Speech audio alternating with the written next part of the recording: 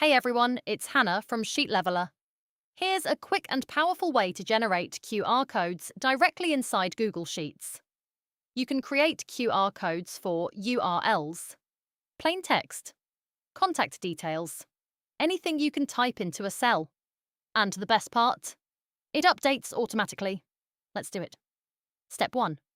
Add the text or URL. In cell A2, type any text or URL. For example, sheetleveler.com. Or even something simple like, "Welcome to our office." Now we're going to generate a QR code from that. Step 2. Use the image formula. In cell B2, we're going to use the image function. This function displays an image from a URL. We're going to dynamically generate a QR code image using a QR code API. Use this formula, and I'll include it in the description below so you can copy and paste it. Press Enter. And that's it. Your QR code appears instantly. How this works? Let's break it down. This is the base QR code generator URL. This inserts whatever text is in cell A2.